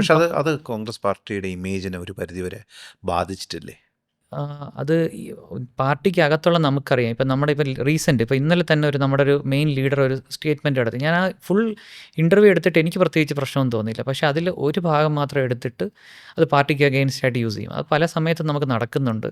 അത് ഇമേജിനെ ബാധിക്കുമെന്ന് ചോദിച്ചു കഴിഞ്ഞാൽ ഈ മീഡിയാസിന് അങ്ങനെ ചെയ്യാനുള്ള കഴിവുണ്ട്. അവരതിനെ അങ്ങനെ യൂസ് ചെയ്യുന്നുണ്ട്. കാരണം മീഡിയാസ് ഇപ്പം ഞാനിപ്പോൾ ഇതിനെക്കുറിച്ച് ഏറ്റവും കൂടുതൽ ചർച്ച ചെയ്യാൻ കാര്യം നമ്മുടെ സീറ്റ് വിഭജനം അല്ലെങ്കിൽ സീറ്റ് തീരുമാനിക്കലിൽ നമ്മുടെ നേതാക്കന്മാരുടെ ഒരു വലിയ ചർച്ച നടന്നു. അപ്പോൾ ഈ ചർച്ചകൾ നടക്കുന്നതും സ്ഥാനാർത്ഥിയെ ഫിക്സ് ചെയ്യാനായിട്ട് എടുക്കുന്ന സമയവും ഇതെല്ലാം ഒരു തെറ്റായിട്ട് തോന്നിയിട്ടുണ്ടോ? ഇല്ല. കാരണം വേറൊരു പാർട്ടിയിലാണെന്നുണ്ടെങ്കിൽ അവർക്ക് ഇപ്പം ഞാൻ വേണമെങ്കിൽ ഒരു ഇത് പറയാം. UDF അല്ലേ, മുസ്ലിം ലീഗിൽ പാണക്കാട് തങ്ങളൊരു ലിസ്റ്റ് എടുത്ത് കൊടുത്തു കഴിഞ്ഞാൽ അത് ആരാണെങ്കിലും അവർ അക്സെപ്റ്റ് ചെയ്യും. അവരുടെ ക്വാളിറ്റി പോലും നമ്മൾ ശരിക്കും പറഞ്ഞാൽ എടുത്ത് നമ്മുടെ സഖ്യകക്ഷിയാണ്, നമുക്ക് പറയാൻ പാടില്ല, അവരാർക്ക് വേണമെങ്കിലും അക്സെപ്റ്റ് ചെയ്തു. പക്ഷെ നമ്മുടെ പാർട്ടിയിൽ അങ്ങനെയല്ല. നമ്മൾ ഓരോ ആളിനെ എടുത്തിട്ട് അവരെത്രത്തോളം ഇൻവോൾവ് ആണെന്ന് ചെക്ക് ചെയ്ത് ഏറ്റവും ബെസ്റ്റ് കാൻഡിഡേറ്റിനെയാണ് നമ്മൾ ട്രൈ ചെയ്യണം. ചില സമയത്ത് കൂടുതൽ ടൈം എടുക്കും. ഇപ്പോൾ നമ്മുടെ ട്രിവാൻഡ്രം കോർപ്പറേഷൻ ഇലക്ഷൻ ഉണ്ടായിരുന്നു. നമ്മൾ ഏറ്റവും പെട്ടെന്ന് ലിസ്റ്റ് ഉണ്ടാക്കിയായിരുന്നു. കാരണം നമുക്ക് അതിനുള്ള റീസൺ എന്ന് പറഞ്ഞാൽ അവിടെ നമുക്ക് കുറവായിരുന്നു, ശരിക്കും ലീഡേഴ്സ് കുറവായിരുന്നു. അപ്പോൾ നമുക്ക് മാക്സിമം പെട്ടെന്ന് ചെയ്യാം, സീറ്റ് വിഭജിച്ച് ഡിക്ലെയർ ചെയ്യാൻ പറ്റും. പക്ഷേ കേരളത്തിൽ നിയമസഭാ ഇലക്ഷൻ വരുമ്പോൾ നമുക്ക് 140 സീറ്റിൽ 95 സീറ്റുകളിലേക്ക് എടുക്കണം. നമുക്ക് ഒരുപാട് ലീഡേഴ്സ് ഹൈലി കേപ്പബിൾ, അതുകൂടാതെ കഴിഞ്ഞ 10 കൊല്ലമായിട്ട് ബെസ്റ്റ് എഫേർട്ട് ഇട്ട ഒരുപാട് ലീഡേഴ്സ് ഉണ്ട്. അവരങ്ങനെ വിട്ടിട്ട് നമുക്ക് ലിസ്റ്റ് ഉണ്ടാക്കാൻ പറ്റില്ല. അപ്പോൾ ഓരോരുത്തരെ ലെവലും എടുത്ത് നോക്കിയിട്ടാണ് ചെയ്യുന്നത്. അപ്പം ടൈം എടുത്താൽ തെറ്റില്ല. ശരിക്കും പറഞ്ഞാൽ ലീഡേഴ്സിന്റെ അഭാവമുള്ള ഒരു പാർട്ടിക്ക് പെട്ടെന്ന് ചെയ്യാൻ പറ്റും. സ്ഥാനാർത്ഥികളെ ഫിക്സ് ചെയ്യാം. ട്രിവാൻഡ്രം കോർപ്പറേഷനിൽ നമുക്ക് ലീഡേഴ്സ് കുറവായിരുന്നു. അപ്പോൾ അതുകൊണ്ട് ചെയ്തു. അപ്പോൾ ഇത് കാണിക്കുന്നത് ഒരു പോസിറ്റീവ് സൈഡാണ്. പോസിറ്റീവ്, നമുക്ക് ഒരുപാട് നല്ല ലീഡേഴ്സ്, ഹൈലി ക്വാളിറ്റി ഉള്ള ലീഡേഴ്സ്. എങ്ങനെയുണ്ട് പുതിയ കാൻഡിഡേറ്റ് ലിസ്റ്റ് കണ്ടിട്ട്? Are you happy as a കോൺഗ്രസ്സുകാരനായിട്ട്? ഒരു 99% ഹാപ്പിയാണ്. പക്ഷേ നെക്സ്റ്റ് ടൈമിലത്തേക്ക് ഒരു സജഷൻ എന്ന് പറഞ്ഞാൽ നമുക്ക് കുറച്ചുകൂടെയൊക്കെ വനിതാ കാൻഡിഡേറ്റ്സ് കുറച്ചുകൂടെ വേണം. നമുക്ക് ഒരുപാട് വനിതാ ലീഡേഴ്സും ഉണ്ട്. മേ ബി അവരും കൂടെ കുറച്ചുകൂടെ ഇൻവോൾവ് ആവണം. എന്താ റീസൺ എന്നറിയില്ല. പക്ഷേ നെക്സ്റ്റ് ടൈം കുറച്ചുകൂടെ വനിതാ കാൻഡിഡേറ്റ്സ് കൂടെ വേണം. അല്ലാതെ ഉള്ളതെല്ലാം നല്ല കാൻഡിഡേറ്റ്സ്, ബെസ്റ്റ് കാൻഡിഡേറ്റ്സിനാണ് നമ്മൾ ഇത്തവണ കൊടുത്തിരിക്കുന്നത്. ഇത് മാത്രമേ ഉള്ളൊരു ഒബ്സർവേഷനാണ്. കാരണം അടുത്ത പ്രാവശ്യം നമുക്ക് കൂടുതൽ വനിതാ ലീഡേഴ്സും കൂടെ കാൻഡിഡേറ്റ്സ് ആയിട്ട് വേണം.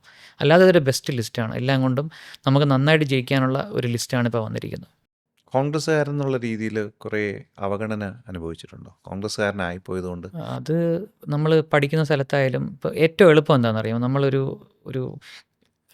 കമ്മ്യൂണിസ്റ്റ് ന്യൂട്രൽ അപ്രോച്ച് കാരണം അല്ലെങ്കിൽ ഒരു വിപ്ലവക്കാരനുമാണെന്നുണ്ടെങ്കിൽ നമുക്ക് എവിടെ പോയി കഴിഞ്ഞാലും അപ്രോച്ച് ചെയ്യാം. അപ്പോൾ ഞാനിപ്പോൾ കോളേജിൽ പഠിക്കുമ്പോഴൊക്കെ ഒരു SFI കാരനെന്ന് പറഞ്ഞു കഴിഞ്ഞാൽ പെട്ടെന്ന് നമുക്ക് ആളിനെ അക്സെപ്റ്റൻസ് കിട്ടും. കാരണം അവിടെ ഒരുപാട് വലിയൊരു ഗ്രൂപ്പ് ഉണ്ട്. മസിൽ പവർ മാത്രമല്ല, അവരുടെ കൂടുതൽ ആൾക്കാർ, ഇപ്പോൾ ഒരു തത്വചിന്തകനായാലും അവർ നമ്മുടെ കൂട്ടത്തിലുള്ള വായിക്കുന്നവരെല്ലാം ഇതായിരിക്കും. പക്ഷേ നമ്മുടെ കോൺഗ്രസ്സുകാർക്ക് പ്രത്യേകം നമ്മളങ്ങനെ പെട്ടെന്ന് പോയിട്ട് പറയില്ല ഞാൻ കോൺഗ്രസ്സുകാരനെന്ന് പറയത്തില്ല, അല്ലെങ്കിൽ KSU കാരെന്ന് പറയത്തില്ല. ആ ഒരു ഡിഫറൻസ് ഉണ്ടാകും. നമ്മൾ കോൺഗ്രസ് പറയുമ്പോൾ നമ്മൾ 4 വശത്തുനിന്നും കളിയൊക്കെ ഒരുപാടുണ്ടാവും. നമ്മുടെ കുറ്റങ്ങൾ പറയും. മറ്റവരെ നമുക്ക് പോയിട്ട് ഒരു ക്രിട്ടിസൈസ് ചെയ്യാൻ പോലും പറ്റില്ല. പക്ഷേ കോൺഗ്രസ്സുകാരെ ക്രിട്ടിസൈസ് ചെയ്യാൻ എളുപ്പമാണ്. അപ്പോൾ എന്തെങ്കിലും ഒരു മിസ്റ്റേക്ക് നമ്മുടെ ഏതെങ്കിലും ലീഡർക്ക് ഉണ്ടായെങ്കിൽ ഈ 4 വശത്തുനിന്ന് ഒരു 10-20 പേര് ഒരുമിച്ചായിരിക്കും നമ്മളെ കളിയാക്കണം. പക്ഷേ നല്ല കാര്യം അതേസമയം നമുക്ക് കൗണ്ടർ ചെയ്യാൻ നമുക്ക് ഭാഗ്യമെന്ന് വെച്ചാൽ നമ്മുടെ കഴിഞ്ഞ അറ്റ്ലീസ്റ്റ് കുറച്ച് വർഷങ്ങളായിട്ട് നമ്മുടെ ലീഡേഴ്സ് ചെയ്യുന്നതൊക്കെ ഒരുപാട് നല്ല കാര്യങ്ങളാണ്. അപ്പോൾ നമുക്കത് വെച്ച് കൗണ്ടർ ചെയ്യും. ഇപ്പോൾ അവരാരും നമ്മളടുത്തൊന്നും ചോദിക്കാറില്ല. കാരണം നമുക്ക് അത്രയ്ക്കും വേണ്ടി അച്ചീവ്മെൻറ്റ്സ് കാണിക്കാറുണ്ട്. പ്രത്യേകിച്ച് ഉമ്മൻചാണ്ടി സാർ മുഖ്യമന്ത്രി ആയതിനു ശേഷം നമുക്കുണ്ടായിട്ടത്ര അച്ചീവ്മെൻറ്റ്സ് വേറെ ആർക്കുമില്ല. ആ ഒരു പുള്ളി ഇരുന്ന സമയത്തെ സാധനങ്ങൾ മാത്രമേ നമുക്ക് ആരെയും കൗണ്ടർ ചെയ്യാനായിട്ട്. ശരി, ഇനി വളരെ ഇമ്പോർട്ടൻ്റ് ആയ സംഭവം, രസകരമായൊരു സാധനം, ഫൈസലിന് തോന്നുന്നുണ്ടോ ഇപ്രാവശ്യം അല്ലെങ്കിൽ ഇനിയൊരു ഭരണമാറ്റം ഉണ്ടായി കോൺഗ്രസ് ഭരണത്തിൽ വന്നു കഴിഞ്ഞാൽ കേരളത്തിന് അത് ദോഷമാണെന്ന് തോന്നുന്നുണ്ടോ? കേരളത്തിനകത്ത് ദോഷമായി ഭവിക്കാൻ സാധ്യതയുണ്ടോ? ഒരിക്കലും വരില്ല. ശരിക്കും ദോഷമായത് കഴിഞ്ഞ 10 വർഷമാണ്. 10 ഞാൻ വർഷം ചോദിക്കാൻ കാര്യം, കോൺഗ്രസ് ഭരണത്തിൽ വരുമ്പോഴാണ് കേരളത്തിൽ ഏറ്റവും കൂടുതൽ സമരങ്ങൾ നടക്കുന്നത്, ഏറ്റവും കൂടുതൽ ബന്ദുകൾ നടക്കുന്നത്, ഏറ്റവും കൂടുതൽ ഹർത്താലുകൾ വരുന്നത്. മര്യാദയ്ക്ക് എല്ലാ ചെറിയ കാര്യങ്ങളെയും സമരത്തിലേക്കും വിപ്ലവത്തിലേക്കും നയിക്കുന്ന ഒരു അനാർക്കി ഉണ്ടാക്കാനായി മറ്റു പാർട്ടിക്കാർ കഴിയുന്നുണ്ട്. ഞാനൊരു റീസൺ, എനിക്ക് മനസ്സിലായ റീസൺ പറയാം. നമ്മൾ കോൺഗ്രസ് വരുമ്പോൾ നമ്മളൊരു പുതിയ ഒരുപാട് പ്രൊജക്ട്സ് കൊണ്ടുവരും. നമ്മുടെ ലീഡേഴ്സ് എന്ന് പറഞ്ഞാൽ ആക്ച്വലി ഈ ലീഡേഴ്സ് എല്ലാവരും നമ്മൾ ഒരുപാട് എന്തൂസിയാസ്റ്റിക്കാണ്. നമുക്ക് ഇപ്പം VD സതീശൻ പുള്ളി ഒരുപാട് കാര്യങ്ങൾ ഓൾറെഡി വായിച്ചും പഠിച്ചും മനസ്സിലാക്കി വെച്ചിട്ടുണ്ട് നമ്മുടെ സ്റ്റേറ്റിന് വേണ്ടി ചെയ്യാൻ. പുള്ളി വരുമ്പോൾ ഇത് ഓരോന്നും ഇംപ്ലിമെൻറ്റ് ചെയ്യാൻ കൊണ്ടുവരും. അപ്പം ഓരോ പ്രോജക്റ്റ് കൊണ്ടുവരാൻ നേരത്തും സമരം വരും. ഇത് പറ്റില്ല, അപ്പോൾ ഉടനെ ഇവിടെ കേരളം മൊത്തം സമരം, കുറേ പേരെ വീട് പോകും. അതിനൊരു അതിന് റീസൺ ഞാൻ പറഞ്ഞിട്ട് എത്തിയാൽ അതിൻ്റെ റീസൺ എന്ന് വെച്ചാൽ നമ്മൾ കൊണ്ടുവരുന്ന പ്രൊജക്ട്സൊക്കെ ബെസ്റ്റ് പ്രൊജക്റ്റ്. അപ്പം വിഴിഞ്ഞം കൊണ്ടുവരുന്ന പോലെ ഒരുപാട് പ്രൊജക്ട്സ് കൊണ്ടുവരും. അപ്പോൾ ഓപ്പോസിഷൻ പാർട്ടിക്ക് അറിയാം ഇത് ബെസ്റ്റ് പ്രൊജക്റ്റ്, ഇത് കൊണ്ടുവന്നു കഴിഞ്ഞാൽ അവർക്ക് ഒരുപാട് മൈലേജ് കിട്ടും. മൈലേജ് കിട്ടും. അപ്പോൾ എന്ത് ചെയ്യും, ഇവർ സമരം ചെയ്ത് 5 വർഷം ഇത് മുടക്കും.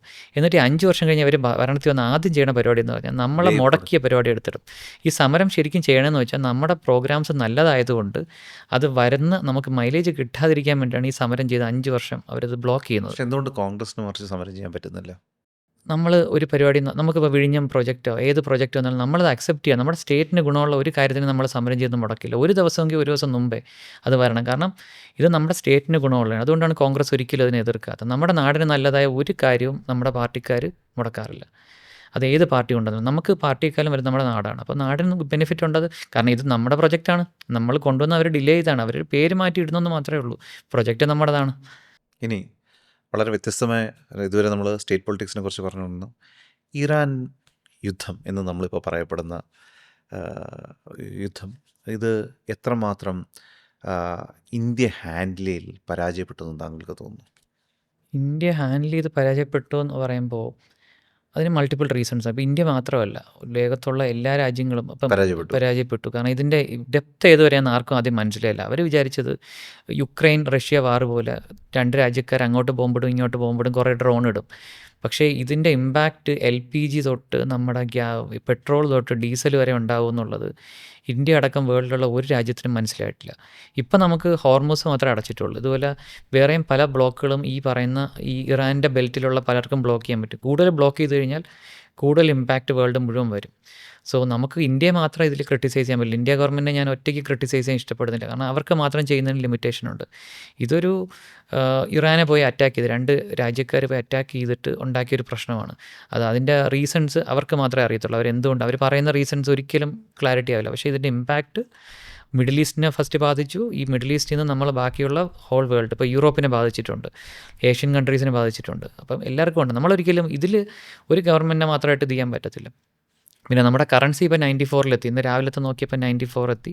ഇമ്പാക്റ്റ് ഭയങ്കരമാണ്. അത് എത്രത്തോളം ഓരോ വീക്ക് കഴിയുന്നതോറും കൂടിക്കൊണ്ടിരിക്കും. Now going to predictions. ഇപ്രാവശ്യത്തെ ഇലക്ഷന് ട്രിവാൻഡ്രം 14 മണ്ഡലങ്ങളിൽ നമ്മൾ മത്സരിക്കുന്നുണ്ട് UDF. എന്താണ് പ്രഡിക്ഷൻസ്? 8 to 10 നമ്മൾ എന്തായാലും ഇവിടെ ട്രിവാൻഡ്രത്ത് പിടിക്കും. നമുക്ക് എങ്ങനെ ബെറ്റർ ആക്കാമായിരുന്നു? ഈ 8 to 10 എന്ന് പറഞ്ഞാൽ 14 ആക്കാനായിട്ട് എന്ത് ചെയ്യാമായിരുന്നു? 14 എന്ന് പറഞ്ഞാൽ നമ്മൾ ഈ സദേൺ കേരളത്തിൽ ശരിക്കും പറഞ്ഞാൽ കുറച്ചുകൂടെയൊക്കെ ഒരു റെഡ് ഏരിയകളാണ്. അപ്പോൾ നമുക്ക് ഇതിൽ നിന്ന് കയറി വരാൻ അത്ര എളുപ്പമുള്ള പരിപാടിയില്ല. പ്രത്യേകിച്ച് ഇവിടെ 3 പാർട്ടിക്കും ഇമ്പോർട്ടൻ്റ് ഉണ്ട്. ഇപ്പോൾ ട്രിവാൻഡ്രം ജില്ലയിൽ തന്നെ BJPക്ക് നന്നായിട്ട് സീറ്റുള്ള ഇതുണ്ട്. ഇപ്പോൾ വട്ടിയൂർക്കാവ്, നേമം സീറ്റ്, തിരുവനന്തപുരം സീറ്റ്, കഴക്കൂട്ടമൊക്കെ അവർക്ക് അത്യാവശ്യം വോട്ടുള്ള സ്ഥലങ്ങളാണ്. ആറ്റിങ്ങലുണ്ട്. അപ്പോൾ അവിടെയൊക്കെ നമ്മൾ എങ്ങനെ പ്രവർത്തിക്കുന്നത് വെച്ചാൽ കുറച്ചുകൂടെയൊക്കെ ബാലൻസ് ആയിട്ട് പോകേണ്ടിരുന്നു. പെട്ടെന്ന് മാറ്റാൻ പറ്റില്ല. ഈ 8 എന്ന് പറയുമ്പോൾ 3 പാർട്ടികൾ ഒരുമിച്ച് മത്സരിക്കുന്നിടത്ത് 8 to 10 ഒരു വലിയ നമ്പറാണ് ശരിക്കും പറഞ്ഞത്. എന്തെങ്കിലും ഇലക്ഷന് മത്സരിക്കാൻ സാധ്യതയുണ്ടോ? ഇല്ല. എൻ്റെ വൈഫ് പുള്ളിക്കാരി കാണുന്നുണ്ടാവുമായിരിക്കും. പുള്ളിക്കാരി പറഞ്ഞിരിക്കുന്നത് 60 വയസ്സ് കഴിഞ്ഞിട്ട് രാഷ്ട്രീയത്തിൽ ഇറങ്ങിക്കോ, പക്ഷേ ഞാൻ ആ സമയത്ത് വിട്ടിട്ട് പൊക്കോളുന്നു. അപ്പോൾ അതുകൊണ്ട് ഉണ്ടാവില്ലെന്ന് ഉറപ്പിച്ച് പറയാം. പക്ഷേ ഉള്ളിൽ താല്പര്യമുണ്ട്. അങ്ങനെയല്ല, പക്ഷേ ഞാൻ ഏറ്റവും കൂടുതൽ അപ്രീഷിയേറ്റ് ചെയ്യുന്നത് എൻ്റെ വൈഫിനെയാണ്. അപ്പം ചോദിച്ചുകൊണ്ട് അതിൽ പറയുന്നതാണ്. അപ്പം പുള്ളിക്കാരി ഒരിക്കലും രാഷ്ട്രീയക്കാരനായിട്ട് സപ്പോർട്ട് ഇല്ലെങ്കിലും എല്ലാ ആക്ടിവിറ്റീസിലും ഇറങ്ങുന്നതിന് ഫുൾ സപ്പോർട്ടാണ്, ഇറങ്ങി ചെയ്യുന്നതിന് സപ്പോർട്ടാണ്, ഫാമിലിയുടെ ബാക്ക് ബോണായിട്ട് നിൽക്കുന്ന ഒരു ധൈര്യത്തിൽ. പ്രതികരണശേഷി വളരെ കൂടുതലുള്ള കൂട്ടത്തിലാണ് അല്ലേ? അതായത് എവിടെയെങ്കിലും ഒരു അവഗണനയോ ഒറ്റപ്പെടലോ ഉണ്ടെന്നുണ്ടെങ്കിൽ അപ്പം തന്നെ പ്രതികരിക്കാൻ ഫൈസലിന് ഒരു മടിയും കാണിക്കാറില്ല. ഞാൻ ഒരിക്കലും കാണിക്കാറില്ല. അത് കാരണം നമ്മുടെ ഉള്ളിൽ പഠിച്ചെടുത്ത കാര്യമാണ്. പ്രതികരിക്കുന്നതിൽ യാതൊരു തെറ്റുമില്ല. നമ്മൾ മോശമാക്കരുത്. ഒരാളെയും നമ്മൾ മോശം പറയാതെ മറ്റുള്ളവർക്ക് എല്ലാവർക്കും ബെനിഫിറ്റ് ഉള്ള രീതിക്ക് പ്രതികരിക്കുന്നത് ഞാൻ ഒരിക്കലും ഇത് ചെയ്യത്തില്ല. ഞാൻ ആദ്യം ശ്രദ്ധിക്കുന്നൊരു കാര്യമുണ്ട്, അത് പേഴ്സണലായിട്ട് ഒരാളെ അറ്റാക്ക് ചെയ്യുന്ന രീതിക്കായിരിക്കില്ല. അല്ലാതെ ഞാൻ എല്ലായിടത്തും പ്രതികരിക്കാറുണ്ട്. ഒരു പ്രൊഫഷണൽ എന്നുള്ള രീതിയിൽ പൊളിറ്റിക്സിൽ എത്രമാത്രം ടൈം സ്പെൻഡ് ചെയ്യാൻ പറ്റുന്നുണ്ട്? എത്ര ശതമാനം ടൈം സ്പെൻഡ് ചെയ്യാൻ പറ്റുന്നുണ്ട്? എൻ്റെ ഇപ്പം നമ്മുടെ വർക്കിംഗ് അവേഴ്സ് എന്ന് പറഞ്ഞാൽ ഒരു 8 to 10 അവേഴ്സാണ്. ചില സമയത്ത് ഞാൻ 12 അവേഴ്സ് വർക്ക് ചെയ്യും. പക്ഷേ അതിന് ശേഷമുള്ള അവേഴ്സിൽ എത്രത്തോളം പറ്റുമോ അത്രത്തോളം ഞാൻ യൂസ് ചെയ്യാറുണ്ട്. അത് പൊളിറ്റിക്സിന് വേണ്ടി ചെയ്യുന്നതിൽ കുറച്ച് വായിക്കുന്നതും കൂടെ കൂട്ടിക്കോ. അപ്പോൾ ഇതൊരിക്കലും ഒരു ആവശ്യത്തിന് വേണ്ടിയിട്ട് കഷ്ടപ്പെടുക അങ്ങനെയൊന്നും അല്ലല്ലേ? നാച്ചുറലി ആ സമയം ഇതിലേക്ക് ആയിപ്പോകുന്നതാണ്. ആയിപ്പോൾ എനിക്ക് ഇഷ്ടമുള്ളതുകൊണ്ട് ചെയ്യുന്നതാണ്. ഇഷ്ടമുള്ളതുകൊണ്ട് ഇതൊരു അതായത് ഡീസ്ട്രെസ്സിങ് കൂടിയാണല്ലേ? അതെ, എൻ്റെ ഡീസ്ട്രെസ്സിങ് ശരിക്കും പറഞ്ഞാൽ പൊളിറ്റിക്സ്, രാഷ്ട്രീയമാണ്. രാഷ്ട്രീയം കൊണ്ട് വേറൊരു ബെനിഫിറ്റ് കൂടെ എനിക്കുണ്ടായിട്ട്. എനിക്ക് ഒരുപാട് കൂട്ട് കിട്ടിയിട്ടുണ്ട്. ഒരുപാട് പേര് സെയിം ചിന്താഗതിയുള്ള ഒരുപാട് പേരുമായിട്ട്. കാരണം ഞാൻ കൂടെ നിൽക്കുന്ന ആൾക്കാരുടെ ഞാൻ മനസ്സിലാക്കിയെന്ന് പറഞ്ഞാൽ അവരാരും ഒരു പദവിക്ക് കൊണ്ട് വരുന്നതല്ല. പാർട്ടി രക്ഷപ്പെടണമെന്നും ഈ പ്രാവശ്യം കോൺഗ്രസ് കേരളത്തിൽ ഭരണം വരണമെന്നും, അതുകൂടാതെ അടുത്ത പ്രാവശ്യം കേന്ദ്രത്തിൽ വരണം. ഇതിൻ്റെ കൂടെ നമ്മുടെ വേറൊരു ആഗ്രഹമുണ്ട്. ഈ ഇലക്ഷനിൽ തമിഴ്നാട് നമ്മൾ പിടിക്കണം, DMKയുടെ അടക്കം കിട്ടണം. പോണ്ടിച്ചേരി കോൺഗ്രസിൻ്റെ ഒരു മുഖ്യമന്ത്രി വരണം. അതുപോലെ ആസാം പിടിക്കണം. പിന്നെ നമുക്ക് വെസ്റ്റ് ബംഗാളിൽ ഓപ്ഷൻ ഇല്ലാത്തതുകൊണ്ട് മമതാ ബാനർജി തിരിച്ചു വരണം. ഇത്രയും ആഗ്രഹിക്കുന്ന ഒരു ഗ്രൂപ്പ് ഓഫ് ഫ്രണ്ട്സിൻ്റെ കൂടെയാണ്. അപ്പോൾ അവരുമായിട്ട് എനിക്ക് കമ്മ്യൂണിക്കേഷനും എളുപ്പമാണ്. ഇവരെല്ലാം പല പല ഏരിയസ് എന്നുള്ളതാണ്. പ്രൊഫഷണൽസ് ഉണ്ട്. അങ്ങനെ എല്ലാവരുമായിട്ടും കമ്മ്യൂണിക്കേറ്റ് ചെയ്യാൻ ഓപ്ഷൻ കിട്ടുന്നുണ്ട്. അതൊരു വലിയൊരു അഡ്വാൻറ്റേജാണ്. ഞാൻ അതാണ് ഏറ്റവും കൂടുതൽ ബെനിഫിറ്റായിട്ട് കാണുന്നത്. ഈ രാഷ്ട്രീയമില്ലാത്തൊരു ജീവിതം എന്ന് പറയുന്നത് ചിന്തിക്കാൻ കഴിയും? ഇല്ല, ഒരിക്കലും പറ്റില്ല. എനിക്ക് ഇപ്പോൾ ഭയങ്കര എവിടെയാണെങ്കിലും ഇപ്പം നമ്മുടെ അബ്രോഡ് ഒരു ജോലിക്ക് വേണ്ടി പോവുകയാണെങ്കിലും ഒക്കെ ഒരു കോൺഗ്രസ്സുകാരനായിട്ട് തന്നെ അവിടെ ഇവിടെ നിലകൊള്ളും. ഉണ്ടാവും. അത് എല്ലാവരും എന്നെ ടാഗ് ചെയ്യുന്നത്, എൻ്റെ ഫ്രണ്ട്സ് അടക്കം ടാഗ് ചെയ്യണത് ആ രീതിക്ക്. അതെനിക്ക് ഭയങ്കര ഇഷ്ടമാണ്. ഇതൊരു ഒരു കോൺഗ്രസ്സുകാരൻ എന്ന് പറഞ്ഞ് മുന്നിലേക്ക് പോകാനും ഭയങ്കര ഇഷ്ടപ്പെടുന്ന ഒരാളാണ് അതെ, എവിടെ. എവിടെയും കോൺഗ്രസ്സുകാരെന്ന് പറഞ്ഞ് പരിചയപ്പെടുത്താൻ ഏറ്റവും കൂടുതൽ ഇഷ്ടപ്പെടുന്ന ഒരാളാണ്. ഇപ്പോൾ പ്രൊഫഷണൽ കോൺഗ്രസ് എന്ന് പറയുന്ന ഒരു സംഘടന ഇല്ലായിരുന്നെങ്കിൽ രാഷ്ട്രീയത്തിൽ താങ്കളുടെ ഇടപെടൽ വളരെ ചുരുങ്ങിയതായിരുന്നു അല്ലേ? ഇതൊരു നല്ലൊരു പ്ലാറ്റ്ഫോം എനിക്ക് തന്നു. ഹയർ ലെവലിൽ ആൾക്കാരുമായിട്ട് ലീഡേഴ്സായിട്ട് ഇൻട്രാക്ട് ചെയ്യാൻ ഓപ്ഷൻസ് തരുന്നത് പ്രൊഫഷണൽ കോൺഗ്രസ്സാണ്. കാരണം നമുക്ക് കോൺഗ്രസ് പാർട്ടിയിൽ ഒരിക്കലും നമുക്ക് ലീഡേഴ്സിനെ നേരിട്ട് മീറ്റ് ചെയ്യാൻ പറ്റത്തില്ല. അപ്പോൾ ആ രീതിക്ക് പ്രൊഫഷണൽ കോൺഗ്രസ് എനിക്ക് ഒരുപാട് ഓപ്പർച്യൂണിറ്റി തന്നിട്ടുണ്ട്. ഇപ്പം KPCC ജനറൽ സെക്രട്ടറിമാർക്ക് നമ്മൾ ഇത് കൊടുത്ത് മെമ്മൻറ്റോ കൊടുത്ത ഇതിൽ പോയപ്പം നേരിട്ട് മീറ്റ് ചെയ്യാൻ പറ്റി. അങ്ങനെ പല ലീഡേഴ്സിനെയും കാണാൻ പറ്റി. ആ രീതിക്ക് എനിക്ക് ഒരുപാട് ബെനിഫിറ്റ് തന്നതാണ് പ്രൊഫഷണൽ കോൺഗ്രസ്, പല ടൈപ്പ് ആൾക്കാരുടെ അടുത്ത് ഇടപെടാനായിട്ട്. അതിന് ഞാൻ പ്രൊഫഷണൽ കോൺഗ്രസിന് എപ്പോഴും നന്ദി പറയും. നന്ദി പറയുന്നത്. ഇനിയും ഫ്യൂച്ചറിൽ do you have more plans? കാരണം വിഷൻ കുറച്ചും കൂടെ എൻലാർജ്ഡ് ആവുകയാണല്ലോ, മനസ്സിലായി, കുറച്ചും കൂടെ സ്പേസ് വരികയാണ്. So I think you will be able to perform much better than ഇതുവരെ ഉണ്ടായിരുന്നതിനേക്കാളും ബെറ്റർ ആയിട്ട് you will be able to perform അല്ലേ? അത് ഞാൻ ഇപ്പോൾ ലോക്കൽ പൊളിറ്റിക്സ്, ഇപ്പോൾ ഞങ്ങളുടെ കുഴിവിള വാർഡാണ്. കഴിഞ്ഞ പ്രാവശ്യം ഇലക്ഷന് ശരിക്കും അതെല്ലാം നമ്മൾ പ്ലാൻ ചെയ്ത് വരുന്നതല്ല. അപ്പോൾ അവരാദ്യമായിട്ട് ഫ്ലാറ്റിൽ, ഞാൻ താമസിക്കുന്ന ഫ്ലാറ്റിൽ അവർ ഇന്നേ വരെ വോട്ട് ചോദിച്ച് വന്നിട്ടില്ലായിരുന്നു. അപ്പോൾ അവിടെ ഞാനൊരു ലോക്കൽ കോൺഗ്രസ്സുകാരനെ പരിചയപ്പെട്ടു. പുള്ളി പറഞ്ഞ് നിങ്ങൾക്കൊരു സ്ലിപ്പ് അവിടെ അകത്ത് എത്തിക്കാൻ പറ്റുമോ, കാരണം ഞങ്ങൾക്ക് ഒരിക്കലും അത് കൊടുക്കാൻ പറ്റിയിട്ടില്ല എന്ന് പറഞ്ഞു. അപ്പോൾ ഞാൻ പറഞ്ഞില്ല, ഞാനൊന്ന് ട്രൈ ചെയ്യട്ടെ. നോക്കിയിട്ട് ഞാൻ അവിടുത്തെ മെയിൻ ഓഫീസിൽ വിളിച്ച് ചോദിച്ചു, ഇവിടെ എന്തെങ്കിലും റെസ്ട്രിക്ഷൻസ് ഉണ്ടോ ഫ്ലാറ്റിൽ സ്ലിപ്പ് കൊടുക്കുന്നതിന്. അപ്പോൾ അവർ പറഞ്ഞു അങ്ങനെ റെസ്ട്രിക്ഷൻ ഇല്ല, ചോദിക്കുന്നവർക്ക് നമ്മൾ പെർമിഷൻ കൊടുക്കാറുണ്ട്. നമ്മളെ പാർട്ടിക്കാർക്ക് അത് അറിയാത്തതുകൊണ്ട് അവർ ചോദിച്ചില്ല. ഞാൻ പെർമിഷൻ എടുത്തു. ഞാനും ആ പുള്ളിക്കാരനോട് എന്നിട്ട് കംപ്ലീറ്റ് സ്ലിപ്പിൽ നമ്മുടെ വോട്ടേഴ്സ് ലിസ്റ്റ് മൊത്തം എടുത്തു. ഈ ആ 123, 124, 125 എന്നുള്ള ബൂത്തുകളാണ് ഞങ്ങൾക്ക് അവിടെ കുഴിവിള വാർഡിലുള്ള. ആ ബൂത്തുകളെല്ലാം എടുത്തിട്ട് അവിടെ വോട്ടുള്ള ആൾക്കാരുടെ സ്ലിപ്പ് നോക്കി നമ്മുടെ ഫ്ലാറ്റിലുള്ള. എന്നിട്ട് ഈ പറയുന്ന ഒരു മോർ ദാൻ 60 ആൾക്കാരുടെ വീടുകളിൽ നേരിട്ട് സ്ലിപ്പ് കൊണ്ട് കൊടുത്തു. അവർ സർപ്രൈസ്ഡ് ആയിരുന്നു. ഫോർ ദ ഫസ്റ്റ് ടൈം അവരുടെ ഡോർ സ്റ്റെപ്പിൽ കാൻഡിഡേറ്റിനെ കൊണ്ടുപോയി. നിങ്ങൾ കണ്ടിട്ടുണ്ടാകും ചിലപ്പോൾ, ഞാൻ സോഷ്യൽ മീഡിയ ഗ്രൂപ്പിൽ ഇട്ടിട്ടുണ്ടായിരുന്നു. കാൻഡിഡേറ്റ് അടക്കം ഞങ്ങൾ പോയി വിസിറ്റ് ചെയ്തു. അപ്പോൾ ഇപ്പം അടുത്തായിട്ട് ചെയ്തതെന്ന് വെച്ചാൽ പല സ്ഥലം ഞാൻ ഗ്രൂപ്പുകളിലിട്ടു, ഞങ്ങൾ ആർക്കൊക്കെ വോട്ട് ഇങ്ങോട്ട് മാറ്റണം എന്നുള്ളവർ പറയുക, കുട്ടികളുടെ ചേർക്കാനുള്ളവർക്കും ചേർക്കാമെന്ന് പറഞ്ഞു. ഇപ്പം ഞാൻ ഫോം 6 വഴി പുതിയ ആൾക്കാരെ ആഡ് ചെയ്ത് കൊടുക്കുന്നുണ്ട്.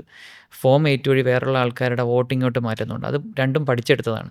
ഇതൊന്നും പണ്ട് പഠിച്ചില്ല. അതാണ് ഞാൻ ബാക്ക് എൻഡ് നിൽക്കുമ്പോൾ നമുക്ക് ഒരുപാട് കാര്യങ്ങൾ പഠിച്ച് കോൺട്രിബ്യൂട്ട് ചെയ്യാൻ പറ്റും. സാധാരണക്കാരിലേക്ക് എപ്പോഴും എത്തണമെന്നുമില്ല, പക്ഷേ നമുക്കിഷ്ടമാണ്. നമുക്കിഷ്ടമാണ്. നമ്മുടെ ഇഷ്ടം. ആരുടെ ഇപ്പോൾ ഒരു ഓപ്ഷൻ കിട്ടിയപ്പോൾ പറഞ്ഞതാണ്. അപ്പോൾ ഇത് ചെയ്യുന്ന എന്നെക്കാളും ഒരുപാട് പേരെ ആഡ് ചെയ്യുന്ന ഒരുപാട് സാധാ പ്രവർത്തകരുണ്ട്. വീടുകളിൽ പോയി ഫോം വാങ്ങിച്ച് സ്വന്തമായിട്ട് സൈൻ ചെയ്യണം. നമുക്ക് ഓപ്ഷൻ ഉണ്ട്, ഓൺലൈൻ ചെയ്യാൻ അറിയാം. അവർക്ക് അതുപോലും അറിയാത്തവർ പേപ്പറിൽ എഴുതിക്കൊണ്ട് അക്ഷയ കൊടുത്ത് ചെയ്യിക്കുന്ന, സ്വന്തം പൈസ കൊടുത്ത് ചെയ്യുന്ന ഒരുപാട് പ്രവർത്തകരുണ്ട്. അപ്പോൾ അവരെ വെച്ച് നോക്കുമ്പോൾ നമ്മൾ വളരെ കുറച്ചേ ചെയ്യുന്നുള്ളൂ. സോ ഇനിയും ആ പ്രവർത്തനങ്ങൾ തുടരാനായിട്ട് ആ മോട്ടിവേഷൻ അതുപോലെ നിൽക്കട്ടെ. ആൻഡ് പ്രൊഫഷണൽ കോൺഗ്രസ്സിന് ഒരു വലിയൊരു മുതൽക്കെട്ടായി മാറട്ടെ ഈ എന്താ പറയുക ചിന്താഗതികളും ഈ ആദർശങ്ങളും എല്ലാം. So thank you so much Faisal for joining me. Opportunities തന്നതിന് നന്ദി. Always thank you.